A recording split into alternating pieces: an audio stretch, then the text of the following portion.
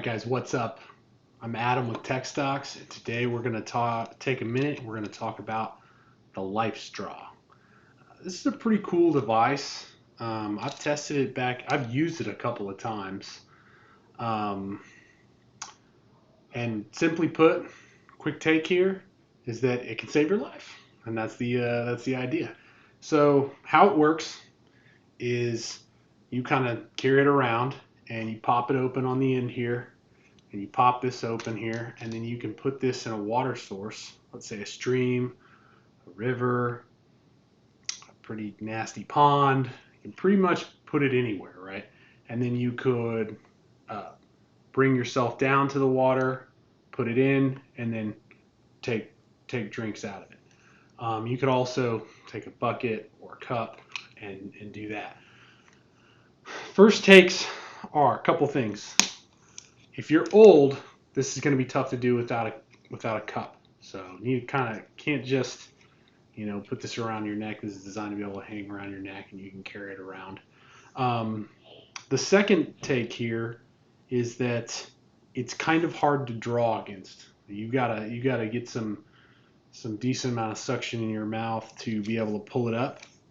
And so, tiny kids, it's not going to work for them if they're non-compliant, don't listen enough, don't know how to focus. So it's something to take into consideration. Taste. Let's talk about taste real quick. In most cases, I thought this tasted like filtered water, and I've tried some nasty stuff. To be honest, it's the chemicals. Like when you take some water that's probably like a little bit out of like high in the metals or stuff, or a little heavy, that's where it comes into play, where you can kind of get some of that through, or the taste of that, or the lingering taste of that. It does not block for chemicals, and so it's something to import. If it's spilling in chemicals, or you're right next to a chemical plant, I wouldn't trust this for a minute. I would take a far more effective process of boiling and or steam conversion and capture. So it's really interesting. If you ever needed this, it would come incredibly handy. And it's I think it's rated up for over 100 liters easily. I could probably do a lot more than that. That's a lot of water. Depending on your situation, it can be very helpful. I think the biggest plus side is also its biggest downside, and that is the fact that when you kind of lean over, you can get down into the water and put it right into the source and drink straight from it. That's really good for contaminants, because you don't want to put your hand up. You don't want to contaminate the water even further by moving it from one to the other. You go straight to the source, straight through.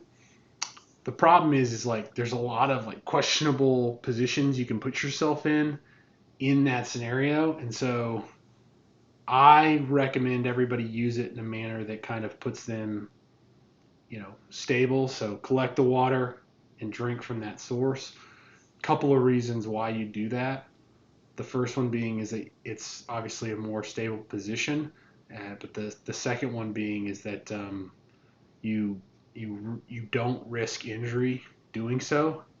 And then third would be the fact that you can kind of keep track of your intake. When you're just drinking through this, you have no idea how much you drank. If you use a cup or something, once you move through it, you can get an idea of what you're doing. So this is something I would highly recommend. Anybody backpacking, anybody trekking out there, or if you're building a go bag, which is something we're about to do here.